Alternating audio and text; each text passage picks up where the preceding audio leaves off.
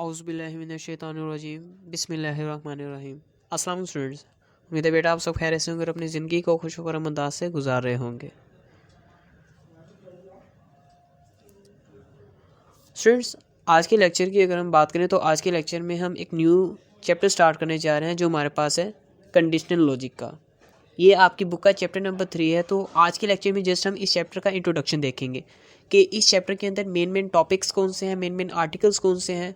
अगर आप इस चैप्टर को कॉन्सेप्चुअली सही तरह कर लेते हो तो आप सी लैंग्वेज के अंदर क्या क्या नई प्रोग्रामिंग आप सीखोगे। आज हम सिर्फ इस पर बात करेंगे, ठीक है। तो शुरू करते हैं अपना आज का लेक्चर हम। स्टूडेंट्स, अगर हम बात करें कंडीशनल लॉजिक या कंडीशनल लॉजिक को डिफ़ाइन करें तो इसको डिफ़ाइन करने से पहले ये कुछ एनालॉजी देखिएगा, इससे आपको इसका कॉन्सेप्ट मज़ीद क्लियर होगा। अब सपोज़ करें जैसे एक लड़का है हमारे पास, ये इसका नाम है अली। अब ये अली जो सा है थोड़ा सा लेज़ी है, मतलब कि ये सुबह सुबह जल्दी नहीं उठता। तो इसके पेरेंट्स ने एक दफ़ा इसे कहा कि अली आपने ना सुबह वॉक पर जाना है पार्क में। तो अली कहता है चलो ठीक है मैं वॉक पर जाऊंगा, बट मेरी एक आपसे रिक्वेस्ट है या मेरी आपसे एक कंडीशन है। वो एक कंडीशन सामने रखता है और उस कंडीशन में कहता है कि अगर मैं सुबह 6 बजे उठूंगा तभी मैं वॉक पर जाऊंगा, वरना नहीं जाऊंगा। तो उसके पेरेंट्स फ़ौरन राज़ी हो जाते कि ठीक है हम आपको सुबह 6 बजे उठा देंगे अली। तो अली कहता है अच्छा। तो अब देखो, फिर अली कहता है कि अच्छा अगर मौसम ख़राब हुआ, अगर सुबह मौसम ख़राब हुआ तो मैं फिर साथ अम्ब्रेला भी लेकर जाऊंगा।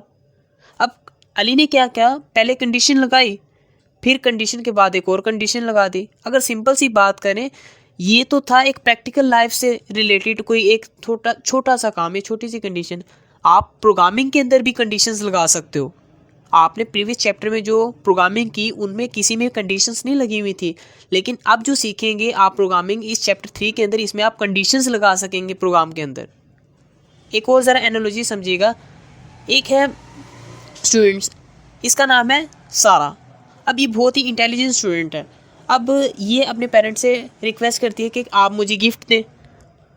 और जो सारा थी इसके एग्ज़ाम्स भी करीब थे, तो उसके पेरेंट्स ने कहा ठीक है हम आपको गिफ्ट देंगे, बट हमारी एक कंडीशन है कि आपको एग्ज़ाम्स में अच्छे मार्क्स लाने पड़ेंगे।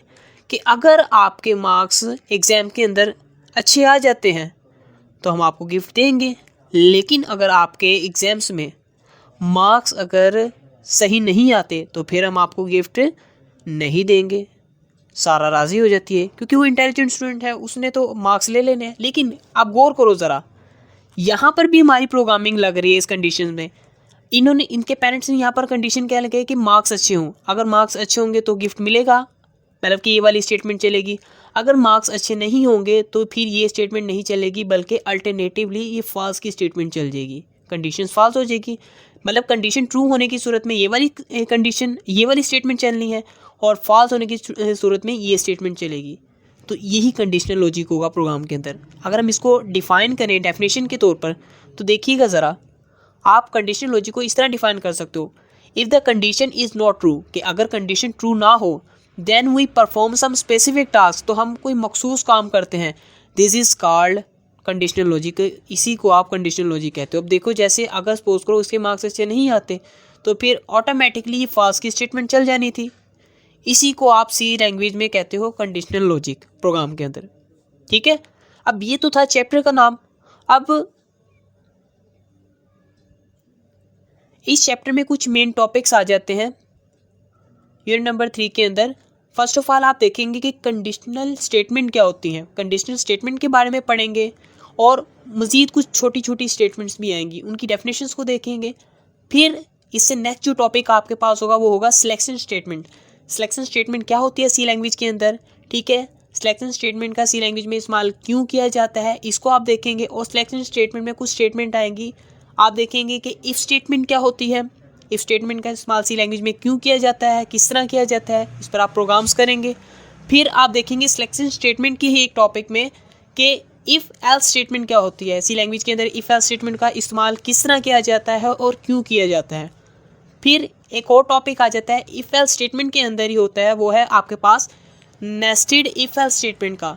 नेस्टेड इफ़ एल्स स्टेटमेंट के अंदर आप डिफरेंट इफ़ एल्स स्टेटमेंट को या डिफरेंट इफ़ स्टेटमेंट को इफ़ स्टेटमेंट्स के अंदर ही यूज़ करते हो, मतलब कि इफ़ स्टेटमेंट के अंदर इफ़ स्टेटमेंट यूज़ करोगे तो आप उसको कहते हो नेस्टेड इफ़ स्टेटमेंट।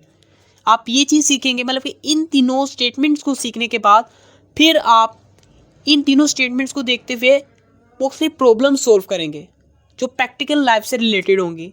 ठीक है, तो ये था आपके यूनिट नंबर 3 का मेन टॉपिक्स का आर्टिकल्स। अगर आप ये चैप्टर सही तरह कर लेते हो तो आप इस तरह की प्रोग्रामिंग कर सकोगे जिसमें आप कंडीशंस लगा सकोगे।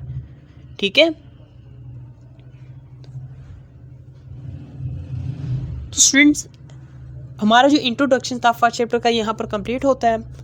इंशाल्लाह नेक्स्ट लेक्चर के अंदर हम देखेंगे कि कंट्रोल स्टेटमेंट्स क्या होती हैं, कंट्रोल स्ट्रक्चर्स क्या होते हैं, उन पर ब्रीफली बात करेंगे।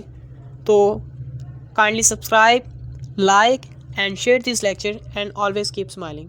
हंसते रहें, मुस्कुराते रहें और दुआ में याद रखिएगा। अल्लाह हाफिज़।